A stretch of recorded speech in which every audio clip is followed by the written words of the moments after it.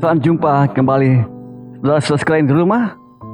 Saya Pastor John Turin datang dari Paroki Santo Simon Petrus Gembala Sungguh Minasa. Kita jumpa kembali pada renungan harian tanggal 9 September 2020. Kita mulai dengan tanda salib lebih dahulu. In nomine Patris et Filii et Spiritus Sancti. Amin. Saudara sekalian, tema kita, renungan kita hari ini adalah jangan bersikap berlebihan, sebab segalanya akan berlalu, dicukir balikan. Saudara, mungkin kita akan merasa ganjil dengan apa yang Rasul Paulus katakan dalam suratnya kepada umat di Korintus. Dia katakan apa yang disampaikan itu memang bukan Tuhan yang sampaikan, melainkan hasil permenungannya sebagai orang yang dipercaya dan telah menerima rahmat dari Allah. Dia menyampaikan suatu pola hidup yang baru, yang sesuai dengan panggilan orang hidup menjadi orang beriman. Ini bukan menjadi hidup yang tidak normal, ya, bukan, melainkan hidup yang tidak tenggelam di dalam gaya hidup pada zamannya. Dasar perubahan ini adalah bukan karena ketakutan, yaitu takut kawin, takut komitmen, bukan. Dasarnya adalah kesadaran bahwa dunia fana akan berlalu. Maka tak ada yang perlu dibanggakan dari dunia ini, dari apa yang kita punyai. Apa yang dunia banggakan tidak akan berlaku di hadapan Tuhan. Justru yang bukan apa-apa, itu yang akan ditinggikan oleh Tuhan. Ini jelas dinyatakan dalam ucapan bahagia dan peringatan dalam Injil Lukas bab 6. Yesus menunjukkan bagaimana yang dunia tak sukai, yang disingkirkan oleh dunia, justru mengalami hadirnya kerajaan Allah. Dunia kita memang sekarang ini menghargai namanya keberhasilan, menyukai prestasi, tetapi membenci kegagalan, mengejek orang miskin dan orang kecil, orang gagal.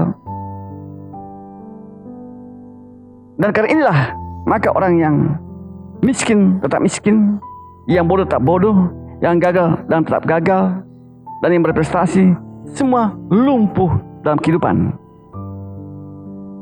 Yesus memulihkan mereka dengan kata-kata dan tindakan. Yesus menunjukkan bahwa mereka tak pernah disia-siakan oleh Tuhan. Maka warta dari Yesus sungguh merupakan warta sukacita. Warta sukacita bagi orang-orang yang tersisihkan. Sebab mereka ini dalam dunia zaman mereka amat susah mengharapkan suatu perubahan. Karena yang lebih baik amat susah. Perubahan itu hanya mungkin terjadi kebetulan saja. Misalnya, seseorang yang hidup sebagai budak dan mendayung pada kapal-kapal perang Romawi tetap menjadi budak sampai mati. Tidak akan pernah ada perubahan hidup. Mungkin saja akan ada perubahan kalau terjadi pertempuran laut, yaitu kapal jadi tak karam dan mereka bebas kalau tidak tenggelam, ya. Ini tipis kemungkinannya. Karena itu nasib malang sungguh tidak akan berubah bagi orang-orang demikian. Maka sabda bahagia Yesus sungguh merupakan warta pengharapan. Pertanyaannya adalah, apakah ini cuma pengharapan tanpa kenyataan?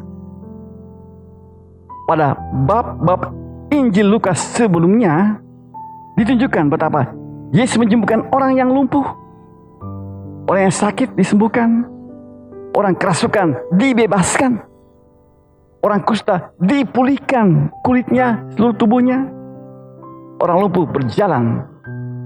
Yang tangannya lumpuh pada bab sebelumnya ini boleh pakai lagi untuk bekerja. Jadi warta Yesus sungguh bukan warta kosong, bukan sekedar kata-kata penghiburan. Warta yang harus membuat kita bersukacita.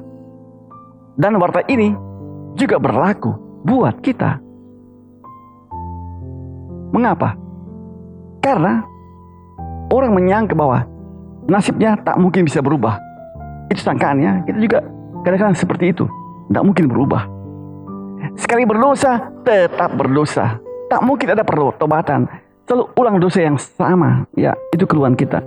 Karena itu, orang-orang demikian akan menjadi sasaran ejekan dari orang-orang yang merasa suci, merasa berhasil. Lalu akan menuduh, ya memanglah kamu memang malas. Memang kamu orang bodoh. Memang kamu perempuan begitu-begitu. Kamu laki-laki yang begitu-begitu. Tidak usah heran, tidak mungkinlah berubah. Maka perlu camkan kata-kata Yesus bahwa segalanya akan dijungkir balikan. Apa Yesus katakan? Celakalah kamu yang sekarang ini kaya, yang sekarang ini kenyang, yang sekarang ini tertawa, yang sekarang ini lagi down dipuji orang. Bukan soal bahwa tidak boleh kaya, tidak boleh kenyang, tidak boleh tertawa, atau tidak boleh dipuji. Bukan. Melainkan bahwa kita jangan memandang diri kita lebih baik dari orang lain. Secara lahiriah, jangan. Karena itu lalu kita sering merasa lebih baik, kita adili orang, kita hakimi orang, kita tindas orang lain, membuli orang lain, mengancam dari hal sampai kasar, kita ancam orang. Hati-hati kok, kau tidak tahu saya siapa. Awas kau. Itu ucapan-ucapan kita ya. Awas kau, kau tidak tahu saya siapa. Ancaman dari hal sampai keras. Kau tidak tahu saya siapa. Saya pejabat. Wah, ngeri juga ini. Karena itu nasihat Rasul Paulus patut dicamkan. Jangan terlalu anggap pasti bahwa semua yang kita punyai dan miliki dan yang kita jalani akan tetap. Jangan berharap. Jangan sampai hidup kita dijungkir balikan seperti ucapan celaka ini. Celakalah kamu yang sekarang ini ancam-ancam orang. Hati-hati.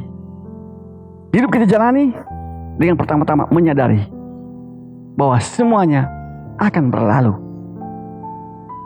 Yang cocok adalah hidup dalam rahmat Allah seperti Rasul Paulus gambarkan dirinya. Itu. Semuanya akan berlalu. Hiduplah dalam rahmat Allah. Amin. Laudasi Yesus Kristus.